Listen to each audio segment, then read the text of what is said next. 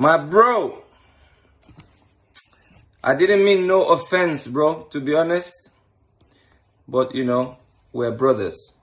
And if I see my brother something not today right, as you offered to pray for me, feeling like, things not there right with me, I thought, I'll do the favor back. Because what you sow is what you reap. So you pray for me, I pray for you. So you notice something like maybe I'm pushing it too far. But I think when I watched your video about the guy that took his mom's last 500 naira to gamble, basically. What you're doing, you're encouraging gambling. Some people win, some people lose. So he went into tears saying his mother is ill, she has cancer, she's on chemotherapy. And he said, you asked him why is he crying. He said he took his mom's money from her account, her last 500 naira, to buy a ticket. Luckily he won, but I believe there are some guys who didn't win on that day and possibly took their dads or moms or friends' last money feeling like, oh, I'm going to win today because gambling is an addiction. So in that situation, I'm not condemning your business completely, but in that situation, I think what you should have said to him, I'm saying this from my heart, you should have said to him, he's lucky today, but don't do that again. Because if he didn't win, that means they might not have a meal. They might not even have a meal that day or the next day. And that's stealing. Like, you have to ask your mother to take her last money to go gamble. And I believe, some people borrow money to do these things. And when they're in debt, they end up arrested. They get beaten up and all that. So that was my worry, really. And I will tell you something. In 2019, I was offered endorsement deals from gambling companies that were launching in Nigeria. I went to God with it. I said, in Europe, people are there are regulations. They are regulated. They have more money here. But my conscience didn't let me do that in Nigeria because our people don't have money. They will go gamble their last money on Arsenal, Chelsea, and what next? They go home, beat their wives, slap their kids, being disappointed because you know how our country is.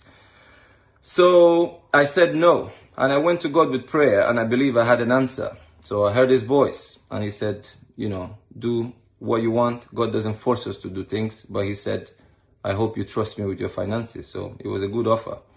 A couple of months later, through the NFF, you can ask Dayo Enebi, I received another message and he says, Osaze, there is a company here, like gambling company. They want to offer you something. Can I pass your number? I simply said, no, Dayo, thank you. You can call him and ask. I said, no, I don't do gambling. It's not for me.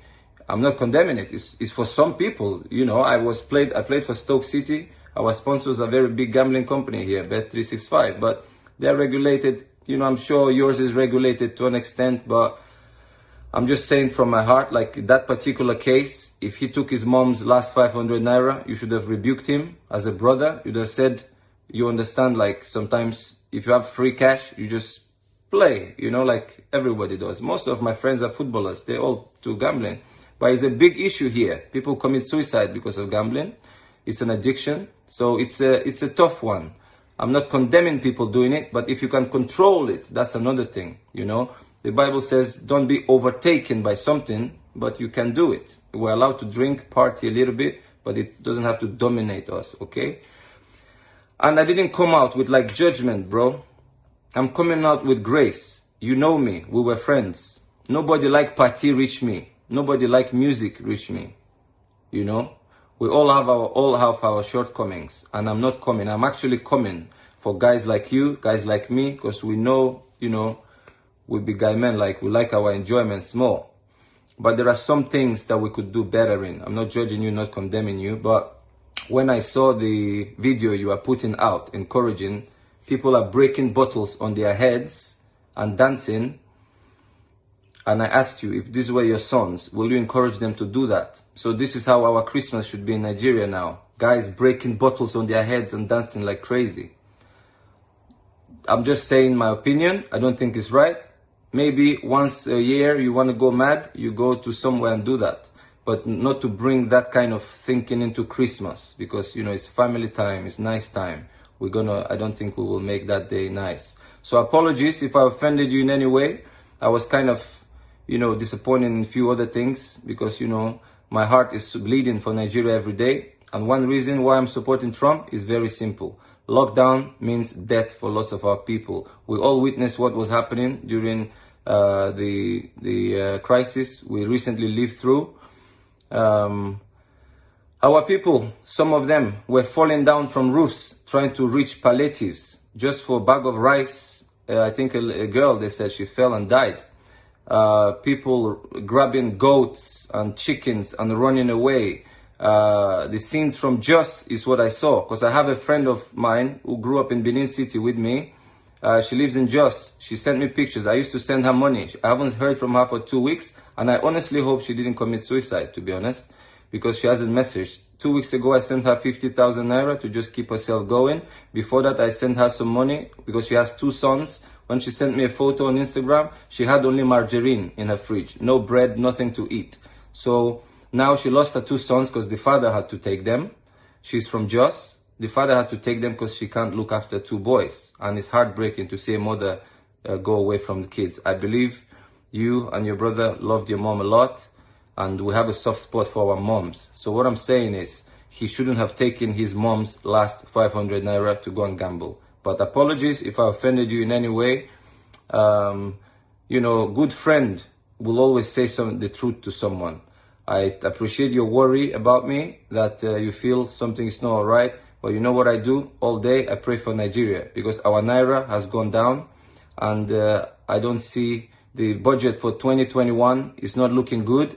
It's going to be a lot of troubles in Nigeria. I read articles, 2 million people displaced since the lockdowns.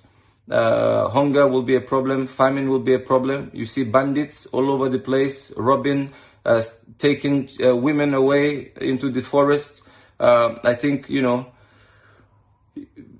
people don't see this, but I read the articles. Somebody from Abuja sends me articles from Nigeria, and every day it's hurting to see that. You know, we can't export petrol as we used to, so our economy will really be hit. I'm sorry again. You remain my favorite singer of all time, both of you. I'm not saying this because I want to make up with you. You were my favorite. You will remain my favorite because you were just the best. And I liked the innocent songs that you guys used to sing, and your beats are the best in the world. And the lyrics you had, they kind of had meaning. They were relevant to our society. So let's not go too far and start Americanizing, because, you know, we keep our uniqueness, not to conform to anyone else. That's actually what I'm trying to say. So all I'm doing now is encouraging our people. I pray for our people every day, because I see harder and harder times coming, because our economy has taken a hit, and I don't see it rebounding in the near future. God bless you, bro. And you have a half Russian wife. Say hi to her. You are not a stranger to me, as you know yourself. I appreciate your prayer. Be blessed. And I'm sorry again if I offended you in any way. Bro, you be my guy, man.